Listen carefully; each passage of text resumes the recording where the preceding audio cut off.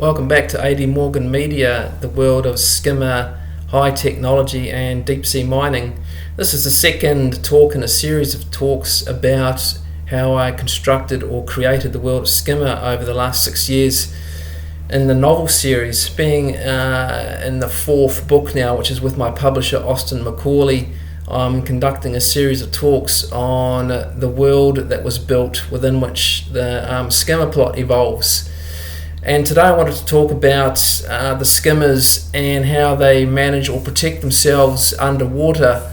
Last time we looked at some designs, early designs that I came up with, and you can look at the talk that I did on that using these designs here, and another one a few years ago as well along similar lines. And these skimmers are 100 meters below sea level, moving into position, deploying a communication streamer, sending the drones down to collect nodules and bring them up from 4,000 meters below. And so it came to mind, how would they protect themselves in the area when they're going or transiting between sites or locations and mining nodules on behalf of contractors and delivering them to a giant harvester, which one of the tenure holder companies owns. So I looked at directed energy weapons and what was going on with research there and development for underwater defence. And I came across the Navy patenting sound weapons, or acoustic remote cavitation weapons as directed energy weapons underwater. They triangulate a position and deliver a cavitation bubble that can disrupt propulsion and electrical systems. So I followed that up and incorporated that into the design of a skimmer, and then looked more in detail at how these acoustic remote cavitation weapons work and how they draw their energy source, because of course it takes a lot of energy to deliver a directed energy weapon at a point of contact. And it fitted well with the high technology that's retrofitted to these skimmers, which I'm going to go into more detail later in the series of talks I'm giving. So I won't do that now. It's part of the plot that evolves in the book. But the energy source for the directed energy weapon system incorporated on the skimmer as a defensive array comes from this high technology that's retrofitted.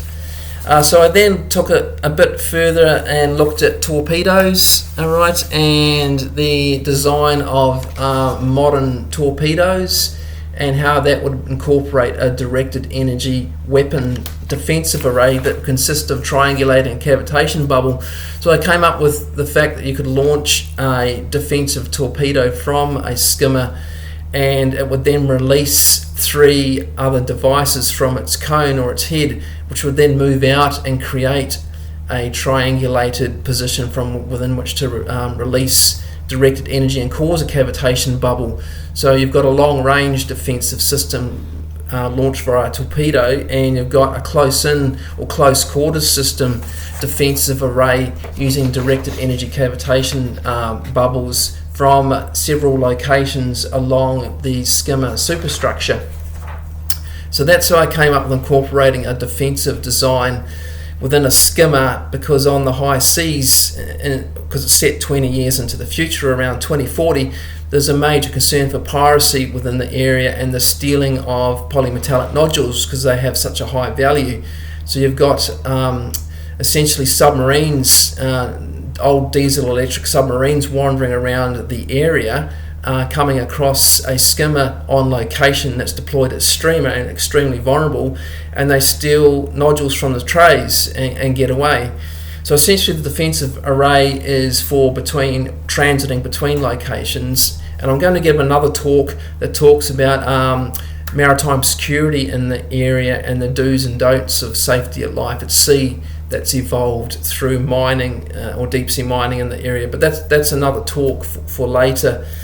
I'll just finish off with protection in the area with the sea hunters, because the sea hunters are paid by levies or fees to the authority to patrol and protect the area. So they also have a defensive array that uses directed energy weapons from the vessel and also from its drone ships. So I was looking at the likes of DARPA and their unmanned submarine stalker, because essentially in the Skimmer book series you have a large vessel which is the Sea Hunter vessel, and 2 unmanned drone vessels that escort it around the area, and they board and do inspections on skimmers, which we'll talk about later.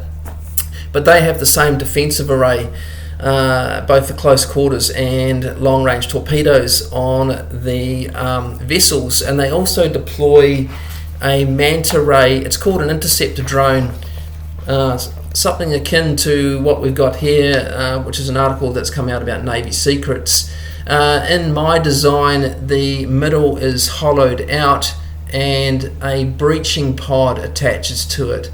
So from the Sea Hunter vessel, these are launched through the well deck out the back, and they descend down to 100 meters, and they dock with a skimmer to inspect it. But what they do is they circle around the skimmer and they deploy a breaching pod, which is manned, which will then dock with the topside hatch and do an inspection on the skimmer without disrupting mining operations.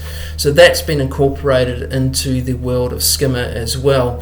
I'll leave it there for now. There's plenty more to talk about in the world of skimmer. I'm especially looking forward to talking about the adoption of high technology and the retrofitted system on the skimmer that essentially turns it into a transmedium vessel.